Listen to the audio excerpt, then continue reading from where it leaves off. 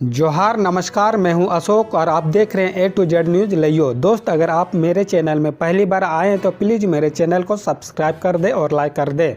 दोस्तों, यहां पे आपको हर प्रकार की खबरें देखने को मिल जाएगी।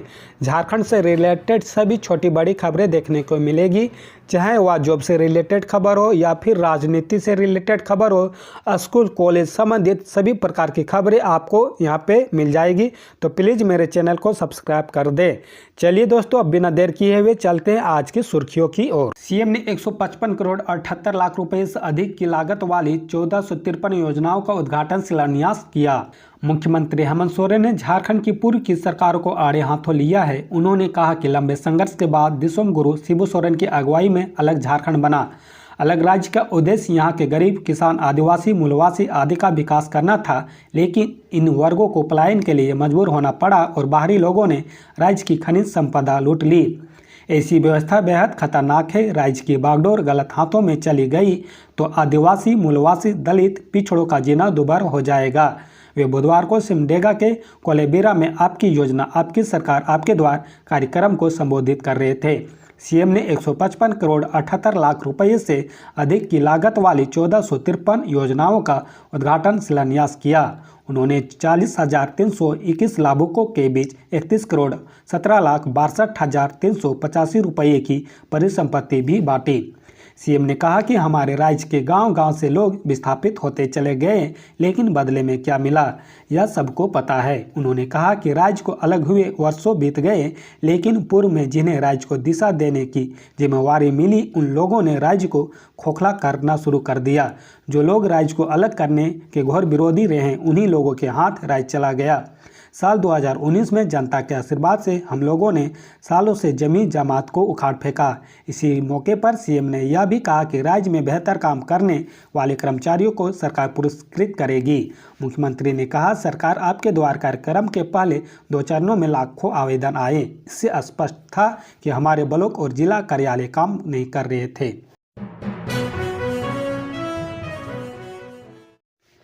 विधेयक को मंजूरी नकल करते पकड़े गए तो जेल और जुर्माना।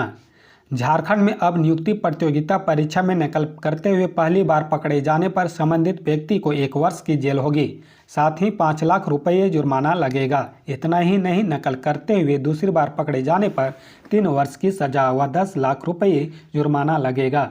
राज्यपाल सीपी राधाकृष्णन ने झारखंड विधानसभा से पारित झारखंड प्रतियोगी परीक्षा विधेयक 2023 पर अपनी मंजूरी प्रदान कर दी है। झारखंड विधानसभा में इस विधेयक को लेकर काफ़ी हंगामा भी हुआ था। इस विधेयक को मंजूरी मिलने पर व्यक्ति प्रिंटिंग प्रेस परीक्षा संचालन में षड्यंत्र करने पर 10 वर्ष की सजा तथा 10 करोड़ रुपये जुर्माना लगेंगे। परीक्षा के बाद प्रश्न पत्र लूटने, चोरी करने या OMR सीट नष्ट करने संबंधित व्यक्ति को 10 वर्ष की सजा व 2 करोड़ रुपये जुर्माना लगेंगे। संगठित अपराध में परीक्षा एजेंसी या कंपनी के साथ षड्यंत्र करने पर 10 वर्ष की सजा व 10 करोड़ रुपये जुर्माना लगेंगे।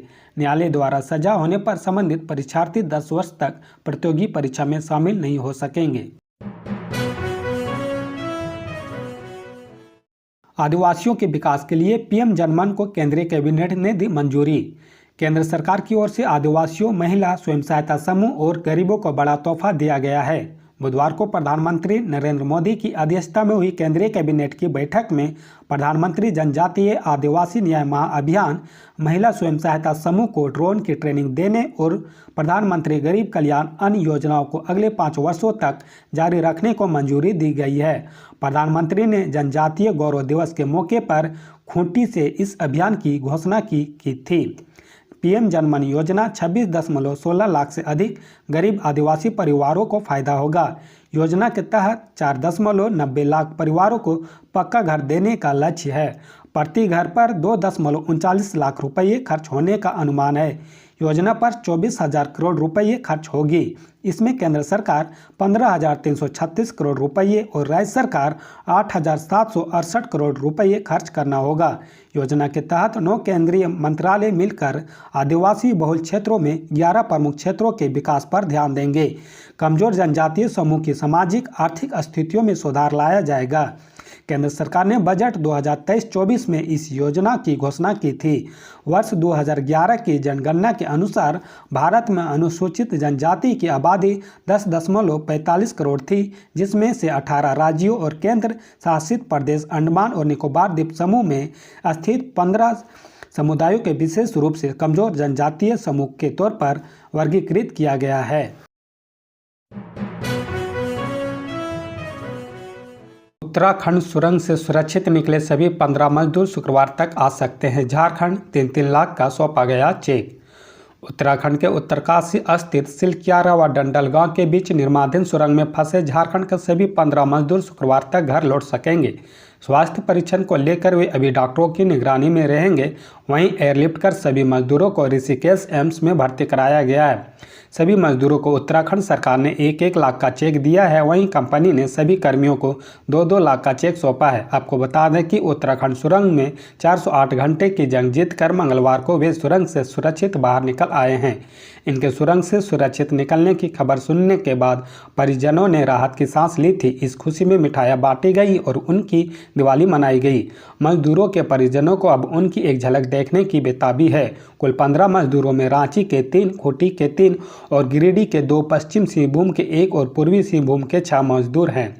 झारखंड के श्रम नियोजन व विभाग के अधिकारियों ने श्रमिकों और उनके परिजनों से उत्तरकाशी में मुलाकात की। इस मुलाकात में अधिकारियों ने बताया कि झारखंड सरकार के सभी श्रमिकों को वापस लाएगी।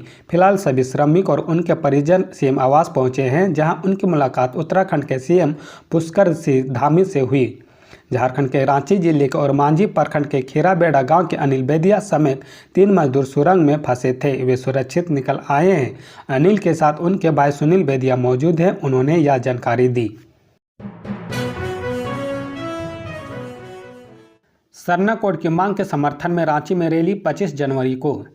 केंद्रीय सरना समिति के अध्यक्ष फूलचंद तिर्की ने कहा है कि सरना कोड को लेकर 25 जनवरी 2024 को रांची में रैली का आयोजन होगा।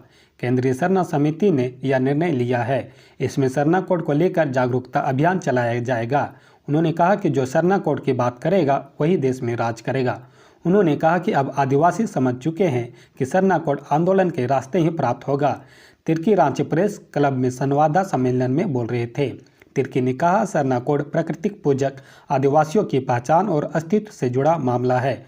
वर्षों से आदिवासी अपनी पहचान के लिए संघर्षरत है। उन्होंने कहा कि 15 नवंबर को देश के प्रधानमंत्री नरेंद्र मोदी भगवान बिरसा मुंडा की जन्मस्थली उलियाहातू आए थे और उन्होंने धरती आबा को श्रद्धांजलि दी थी। उस समय आदिवासियों को उम्मीद थी कि प्रधानमंत्री सरना कोड के बारे में कुछ बोलेंगे, लेकिन प्रधानमंत्री सरना कोड पर कुछ नहीं बोले। उन्होंने कहा कि यहां तक कि मुख्यमंत्री हेमंत सोरेन ने भी मंच पर सरना कोड की बात नहीं रखी। न ही केंद्रीय जनजाति मंत्री अर्जुन मुंडा ने ही सरना कोड को लेकर कुछ भी कहा। इससे भारत के 15 करोड़ आदिवासी ठगा हुआ महसूस कर रहे हैं। स्कूल से 30 दिन लगातार गायब तो ड्रॉप आउट। झारखंड के सरकारी स्कूलों के शिक्षक हाउस होल्ड सर्वे करेंगे। हाउस होल्ड सर्वे के जरिए शिक्षक शिशु पंजी तैयार करेंगे। इसमें स्कूल आने वाले, नहीं आने वाले, नियमित व अनियमित छात्र छात्राओं की रिपोर्ट तैयार की जाएगी। 30 दिन लगातार स्कूल से गायब रहने वाले छात्र छात्राओं को ड्रॉप आउट माना जाएगा। वहीं अंतिम 30 दिन में 85% से अधिक उपस्थिति वाले छात्र छात्राएं नियमित कहलाएंगे, जबकि 30 दिन में लगातार 3 दिन स्कूल नहीं आने वाले या 85% से कम उपस्थिति वाले छात्र छात्रा अनियमित विद्यार्थी कहलाएंगे। इसके अलावा वैसे छात्र छात्रा जिन्होंने कभी स्कूलों में नामांकन ही नहीं कराया, उन्हें अनामांकित माना जाएगा। शिशु पंजी तैयार करने के लिए स्कूली शिक्षा व साक्षरता विभाग के सचिव के रवि कुमार ने सभी जिलों को निर्देश दिया है।